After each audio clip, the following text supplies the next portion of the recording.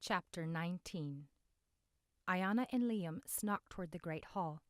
Hollow laughter interrupted the discordant music drifting through the castle. Since the courtyard had been empty, Iluith had suggested the great feast hall. Where else would they roast people without catching their precious trees on fire? Iluith and the other fairies fanned out and prepared for an ambush, while Ayianna searched for an inconspicuous place to hide. The arched windows didn't help. She doubled over and slid along the wall, keeping low enough to avoid discovery. Beneath one window she found refuge behind old rotting barrels and clay pots the size of horses. She shifted the bags on her back to the floor. Their contents clinked and rustled. Her heart jumped. She took a deep breath and exhaled, forcing the panic out through her nose. They didn't hear that. They couldn't have. She mustered her courage and peered through an opening between two clay pots. Her stomach twisted. Desmond, Kale, and Vian had been bound to spits and hung over a large, smoldering fire pit in the center of the hall. Long tables stretched across the room, surrounding the fire pit. More barrels and jars sat beneath soiled tapestries along the far wall. Scores of hamadryads chatted in small groups, while many others admired the craftsmanship of their victims' swords. Small brass horns resounded off the walls, and in fluttered the queen, just as beautifully dressed as she was in Ayanna's dream. Liam growled. Ayianna glanced over her shoulder. The flapping of wings vibrated the air. Someone was coming, and she was in a hurry. Ayianna sank to the floor behind the wooden barrels. She caught a glimpse of the tattered dress as the hamadryad buzzed through the corridor and into the feast hall. Ayianna touched the fairy sword Iluith had given her and popped her head up in time to see the queen strike Tivona across the face. Tivona somersaulted through the air and crashed into a stack of barrels. The barrels rocked and one careened forward into the glowing embers of the fire pit. Its contents spewed everywhere. The fire pit hissed and sparked as plumes of steam swirled into the air. The queen screeched and clenched her fists. "All of you, out! Find the girl!" "But what about the—" "And what? Do you think they'll unbind themselves and crawl down from their posts? You fools! Find that girl, or I will eat you instead!" The queen charged out of the room, the others flying close behind. Ayianna held her breath as they flew past her hiding place. A few stragglers lingered. "She is lying, you know. We would taste awful, and she knows she would not reclaim her lost beauty while munching on our rotting wood." "Aye," the other replied as they drifted past Ayianna. "Things were better when the fairies reigned. Better not let the queen hear you say that." Ayianna stood as soon as the two hamadryads disappeared around the corner. Fairies poured in from all sides of the hall. Ayianna dropped the knapsacks and sprinted to a water barrel. She slid behind the barrel and pressed against it, inching it closer to the pit. She pushed as hard as she could, straining against the heavy barrel. Finally, it tipped, and water gushed out. The remaining embers hissed in protest. Steam surged and billowed, filling the hall with a milky fog. Ayianna scanned the hall. Could the hamadryads hear the hissing? Would they fly in any moment and catch them? But no one returned.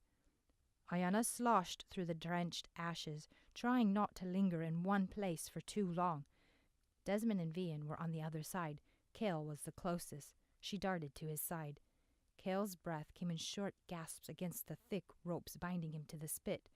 Beads of sweat covered his face. He opened his eyes at her approach, and surprise flashed across them. "What?" Ayianna gnawed through the ropes with her brother's dagger as her feet grew warmer. "Didn't expect to see me?" "No," he said through gritted teeth. His usual frown returned. The ropes gave way, and Kale tumbled into the wet soot. He scrambled out of the ropes and hauled Ayianna out of the pit. "Where did the hamadryads go?" He set her down and shook the soot from his clothes. Ayianna handed him his quiver and pack, and then glanced at the doorway. "They've gone looking for me." Iluith darted over and hovered above the steaming ashes. He nodded at Kale. "Captain Iluith at your service." And then he turned to Ayianna. "The queen will return soon. We must leave now."